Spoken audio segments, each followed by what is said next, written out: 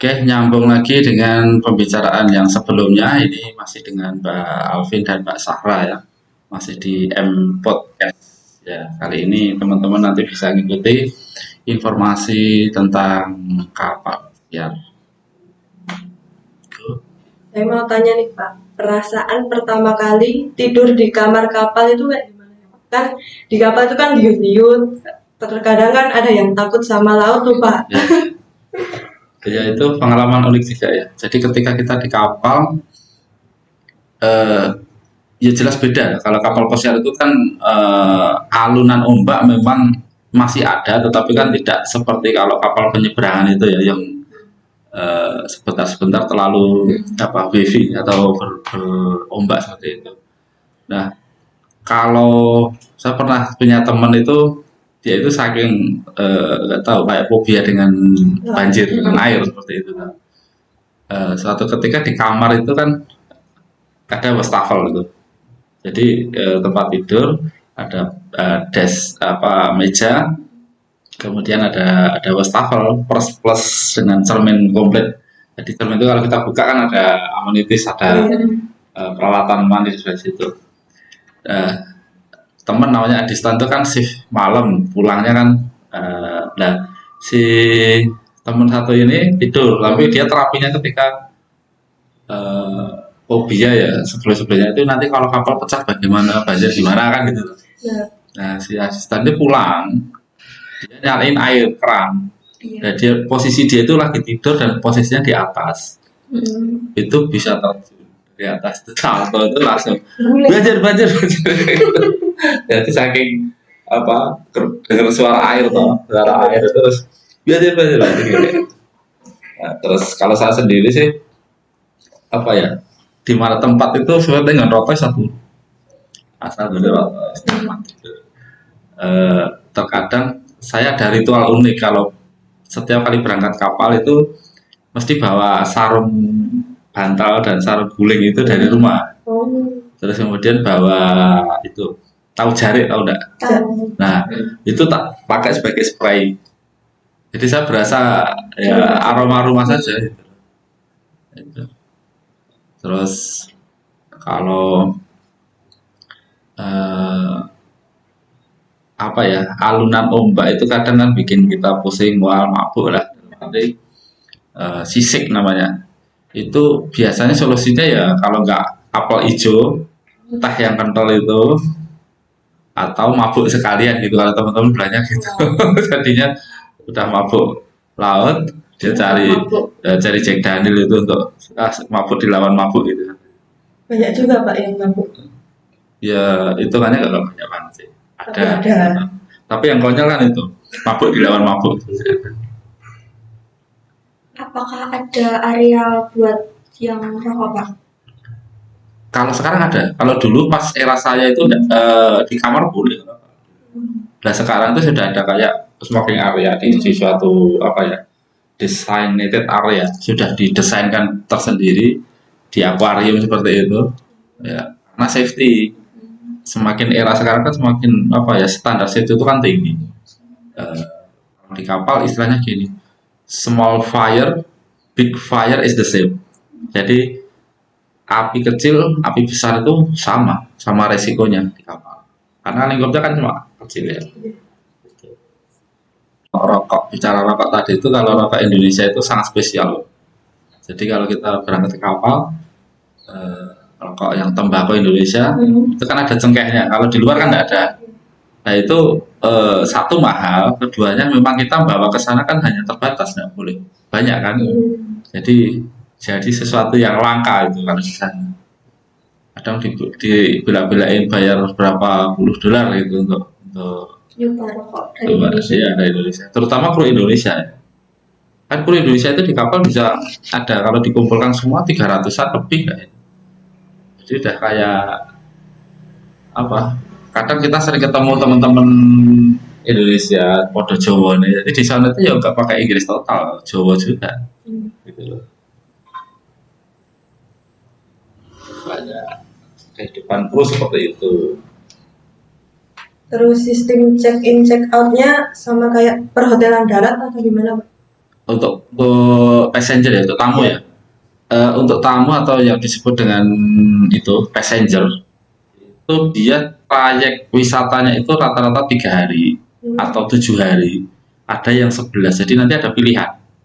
Nah, pilihan ini setahun yang akan datang itu kapal sudah penuh dengan itinerary program atau program cruise. Nah, rata-rata 7 hari.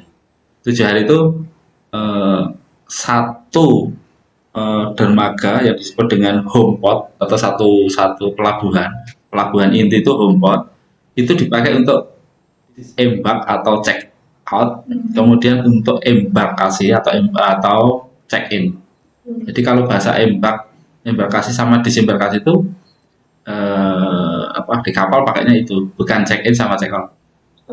Di hari yang sama di home port tadi itu tamunya keluar, kemudian selang berapa jam di antara jam 2 siang tuh tamu baru masuk. Terus nanti hari kedua sudah ke kota atau ke negara berikutnya, ketiga, keempat, 5, 6, 7 balik lagi yang itu home port itu sentralnya itu. Nah di situ baru proses tamu ini. Jadi misalkan ya Mbak Alvin, Mbak Sarah itu pengen liburan atau cruise di kapal pesiar. Rutenya itu misalkan Singapura, Hong Kong, Vietnam, 3 hari gitu misalnya. Ya nanti ke Singapura itu jangan terbang dulu ke sana. Kapalnya nggak nyamperin ke Priok situ, enggak. Jadi si penumpang itu harus connecting flight dengan pesawat. Nah, setelah sampai di home port, proseslah tadi embarkasi tadi. Pulangnya dia akan terbang lagi dari home port tadi. Nah, home port itu terjadi berkali-kali, misalkan di musim panasnya Alaska, itu paling kita kebagian 4 bulan. 4 bulan itu kalau 7 hari kan paling cuma 16 kali putaran.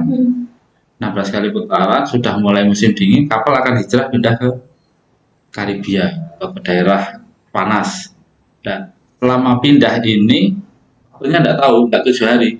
Jaraknya misalkan dari Kanada sampai Jepang itu 11 hari, terus dari Karibia sampai Alaska ditempuhnya mungkin 1 bulan.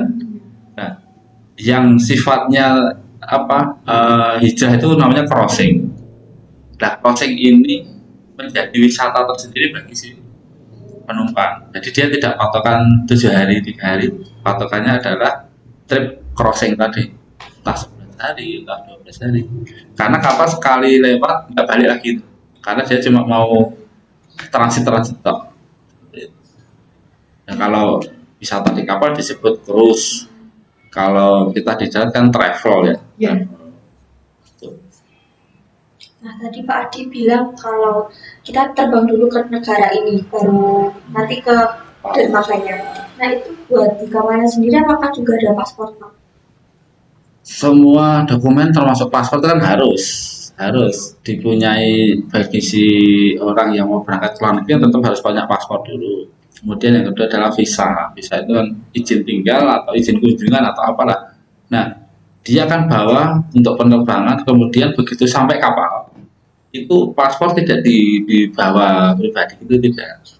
Itu akan dikumpulkan di office, akan dikumpulkan, dikolek, disimpan, terus si penumpang ini ataupun kru itu mendapat ID card. Kalau di US, di Amerika itu dikasih ID 94, nanti ID 94. Itu hanya sebagai visitor atau orang yang hanya sementara, sedang paspornya ditahan oleh manajemen.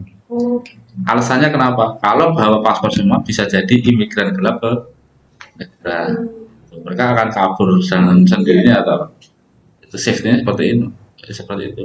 Jadi kayak kita kru itu nggak pernah megang paspor kecuali saat berangkat sama pulang.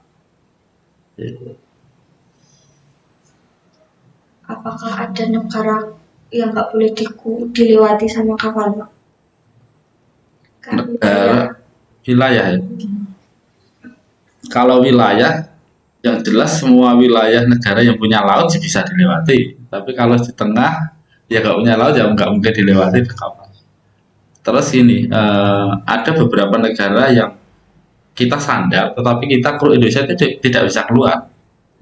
Contoh kata di daerah ini, di daerah Israel, misalnya Yerusalem atau apa. Nah, kita tidak bisa turun karena hubungan diplomasi pemerintah Indonesia dengan pihak negara setempat tidak ada.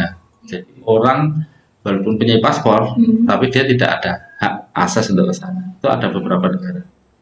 Gitu. Jadi kita tidak bisa keluar kalau di sana. Oke ya, tentunya tetap menarik ya untuk informasi kapal pesiar bagi yang memang belum pernah ke sana ya. Iya. Belum menarik. Monggo silakan sebelum kita closing. Ini mendekati adzan asar soalnya ya. Terus, Tapi sudah dengar adzan asar, kita tutup aja dulu. Kita sambung lagi kapan-kapan. iya Pak. Say something untuk teman-teman. Dadah, besok lagi. See you di podcast selanjutnya. Alright, bye-bye.